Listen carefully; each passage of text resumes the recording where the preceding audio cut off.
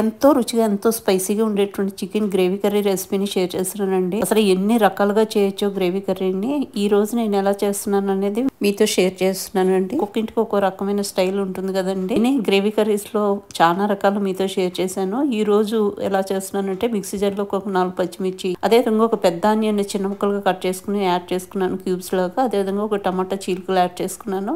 వెల్లుల్లి రబ్బలు ఒక 10 యాడ్ చేసుకున్నాను. ఈ మాత్రం క్వాంటిటీ అల్లం వేసుకున్నాను. 1.5 టేబుల్ స్పూన్ ధనియాలు యాడ్ చేసుకున్నానండి. 1 టీ స్పూన్ జీలకర్ర, 1 టీ స్పూన్ సోంపు యాడ్ చేసుకుంటున్నాను.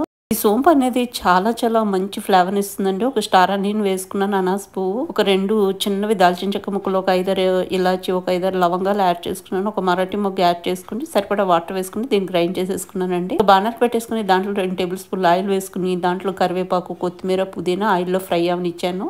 అవి ఆయిల్లో ఫ్రై అవడం వల్ల ఒక మంచి ఫ్లేవర్ వస్తుంది అనమాట. తర్వాత మనం గ్రైండ్ చేసుకున్నటువంటి మసాలా యాడ్ చేసేసుకున్నాము. ఇది కొంచెం అట్లా వేగుతూ ఉండగా 1 టీ స్పూన్ పసుపు, రుచికి సరిపడా సాల్ట్ యాడ్ చేసేసుకుంటున్నాము. అదే విధంగా 1.5 టేబుల్ స్పూన్ కారం యాడ్ చేసుకుంటున్నామండి. యాడ్ చేసుకున్న తర్వాత మొత్తం అంతా కలుపుకుంటూ మిక్స్ చేసేసుకుంటుంది. దీన్ని ఒక 2 నిమిషాల పాటు మనము ఫ్రై అవనిస్తామండి ఆయిల్లో. ఇంకా వేరే అదర్ మసాలాలు ఏమీ మనం వాడక్కర్లేదు. ఆల్రెడీ గ్రైండ్ చేసేటప్పుడే వేసేసుకున్నాం కదండి అన్ని. తర్వాత శుభ్రం చేసుకున్నటువంటి చికెన్ ని ఇక్కడ యాడ్ చేసేసుకున్నాము. చేసుకున్న తర్వాత మొత్తం అంతా కలిసేలాగా మిక్స్ చేసేసుకుని ఆనియన్ పేస్ట్ గ్రైండ్ చేసిన మిక్సీ జార్ లోనే ఒక 1/2 గ్లాస్ వాటర్ వేసుకుని అది కూడా యాడ్ చేసుకున్నాను. ఇప్పుడు కొంచెం కరివేపాకు యాడ్ చేసుకున్నాను, కొంచెం కొత్తిమీర, కొంచెం పుదీనా యాడ్ చేసేసుకుని మూత పెట్టేసి 20 నుంచి 25 నిమిషాల పాటు లో టు మీడియం ఫ్లేమ్ లో ఉడకనిస్తామండి. మధ్య మధ్యలో కదుపుకుంటూ ఉండాలి. ఆఫ్టర్ 20 మినిట్స్ మనం మూత ఓపెన్ చేసి చూస్తే వేసిన ఆయిల్ అంతా కూడా పైకి చక్కగా ఫ్లోట్ అవుతూ ఉంటుంది. చూసారా, చక్కగా ఉడికిపోయిందండి. అసలు మూత తీయంగానే ఒక మంచి సువాసన వస్తూ ఉందనమాట. ఇంకా పైనుంచి ఇంకొంచెం కొత్తిమీర అది వేసుకుని ఇంకా సర్వింగ్ డిష్ లోకి తీసేసుకున్నానండి. ఇంకా వేడిగా సర్వ్ చేయటమే. నేను దీనికి కాంబినేషన్ లో బగారా రైస్ చేశాను. ఇంకా చపాతీకి, రోటీకి, అదే విధంగా ఈ విధంగా రైస్ ఐటమ్స్ కి, గారెల్లో నంచుకోవడానికి,